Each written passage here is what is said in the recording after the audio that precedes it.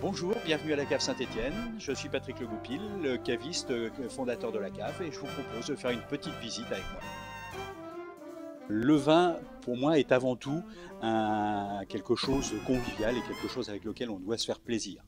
Donc, le but recherché est de vous offrir ou de vous proposer une bouteille qui vous fera plaisir. Après, on peut se faire plaisir on peut très bien se faire un peu plaisir avec un vin de copain qu'on boira facilement sans crever le budget.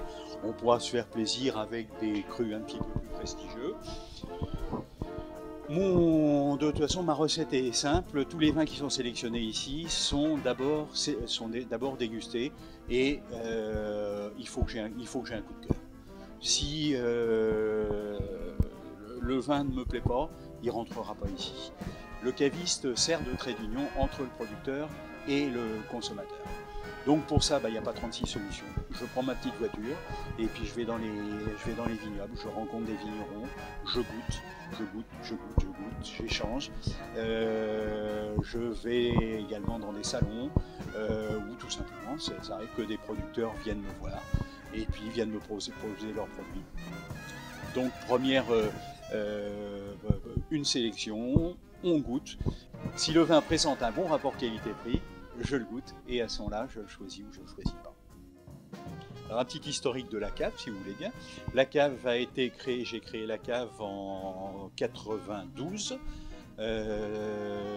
J'étais au début en centre-ville à côté de l'église Saint-Étienne, d'où le nom de la cave Saint-Étienne, parce que le malheureux saint, il n'avait rien à voir avec le vin. Mais voilà pourquoi j'ai gardé mon nom quand j'ai déménagé ici, il y a maintenant, en 2004, j'ai déménagé ici. Alors entre deux, mon parcours, ça fait donc 18 ans que la cave est ouverte. J'ai eu le grand privilège en 2001 de participer au premier concours du meilleur caviste du monde francophone, dans lequel j'ai été finaliste. C'est une petite récompense qui m'a fait bien plaisir. Alors une petite visite de la cave pour vous aider à vous y retrouver. Toutes les grandes régions de France sont à peu près représentées. Donc quand vous rentrez dans la cave, sur la gauche, vous avez les whisky et les alcools normands. Et puis on va commencer la visite par la droite. Alors la droite, vous avez la biberie. En revenant, vous avez un coin sur un coin crémant. À côté de ça, tous les autres alcools, parce qu'il y a encore beaucoup d'alcool en dehors des whisky et des calvados. Un coin champagne. On revient un petit peu au fond, où vous avez deux îlots sur les vins de Loire, qui est une des régions quand même pas mal représentées dans la cave, du fait de la proximité et du fait de la grande richesse quand même de cette région qui s'étend sur plusieurs centaines de kilomètres si on considère l'embouchure, de la naissance de la Loire jusqu'à l'embouchure.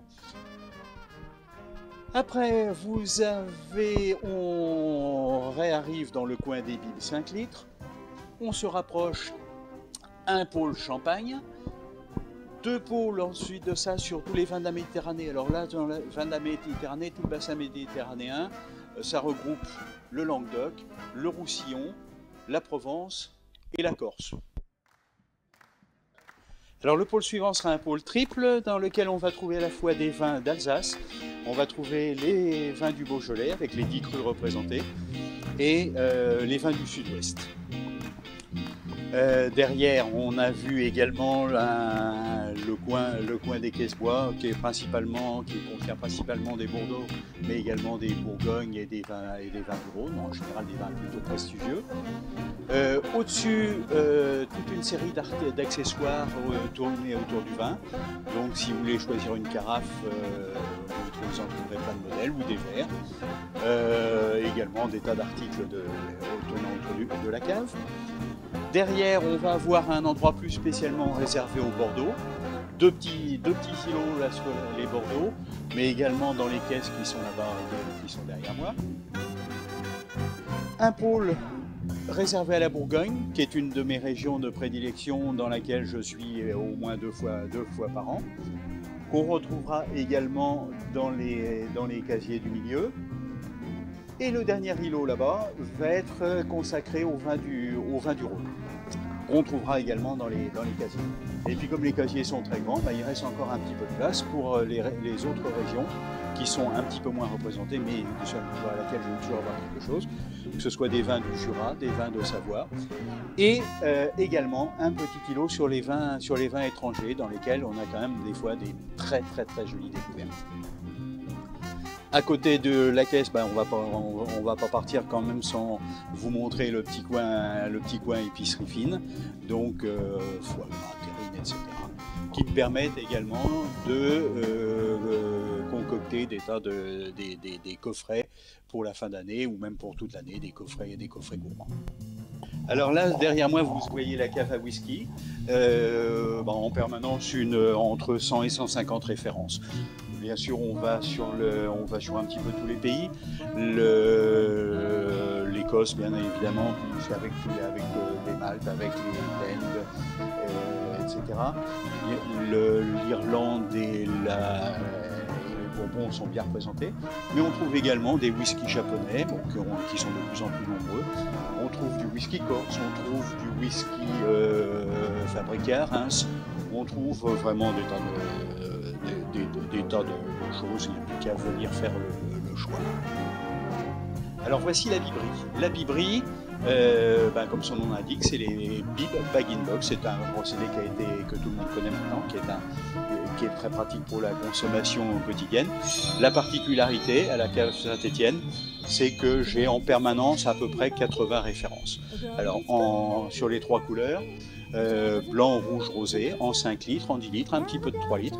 Et à peu près toutes les régions de la France sont représentées, que ce soit des vins de Loire, des vins de Bordeaux, des vins du Beaujolais, du vin de pays, jusqu'à des crus assez prestigieux comme des Saint-Émilion, du Morgon, du Saumur-Champigny, enfin des tas de choses. Et bien sûr, comme tous ces bag-in-box sont tous en dégustation. Donc vous pouvez venir faire votre choix pour vos réceptions ou pour votre consommation quotidienne. Bon, alors ici nous voilà dans la salle de dégustation.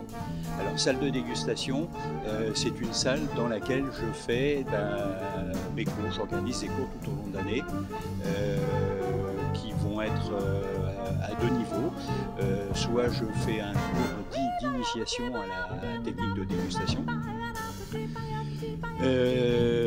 qui va se répartir sur 8 semaines sur l'année, tout au long de l'année, pendant laquelle on va apprendre déjà la première fois les techniques de dégustation proprement dites, comment déjà on crache un vin, et puis tout ce qu'on va chercher dans la dégustation, savoir quoi dire, et puis savoir comment appréhender un vin.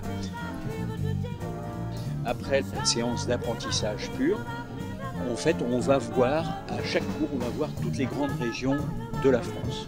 Donc, ce qui fait que sur l'année, on aura globalement vu les principales régions de la France.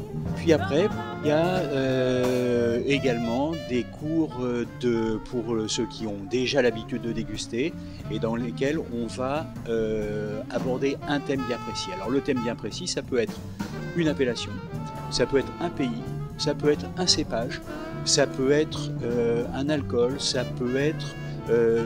toutes les choses sont variées, ça peut être une verticale. Une verticale, c'est la dégustation d'un même vin sur plusieurs millésimes. Cette salle va me servir également à organiser des dégustations à la demande de clients qui veulent soit se réunir et qui me disent tiens, on voudrait bien faire une soirée sur un thème, on voudrait bien faire une soirée sur champagne, une soirée sur telle ou telle appellation. À partir du moment où ils se réunissent suffisamment nombreux, j'organise cette soirée. Ce que je fais également pour des entreprises qui veulent recevoir leurs clients, on peut même les réunir autour d'un petit repas et ça fait en général des soirées studieuses et très conviviales. Alors bien sûr, il ne vous aura pas échappé qu'on est en Normandie, donc en Normandie, qu'est-ce qu'il y a comme produits locaux? Le plus connu, ça va être le Calvados. Alors, vous trouverez derrière moi toute une gamme, toute une sélection de Calvados. J'ai à peu près 70 références, mais vous trouverez également des pommeaux, des cidres d'un peu toute catégorie, et puis des produits originaux, je pense à ça, le givre de chez Dupont, des crèmes de Calvados. Vous pourrez, comme vous le voyez, déguster les produits, donc choisir entre les autres. Et une fois que vous serez reparti, vous connaîtrez toute la différence entre, par exemple, un Calvados Pays d'Auge et un Calvados Donfrontais. Bon, si vous voulez faire livrer à Marseille, à Bayeux ou à Tourcoing, on peut s'occuper de l'expédition. Également une autre formule, le jour où vous ne connaissez pas trop les goûts de la personne, j'ai créé un système de chèque cadeau. Voilà, pour enchaîner sur les cadeaux, sachez aussi que je travaille beaucoup avec les entreprises pour les cadeaux de fin d'année, cadeaux d'affaires. Si vous avez besoin j'ai diverses plaquettes, et puis sinon, bien sûr, tout est indiqué sur notre site.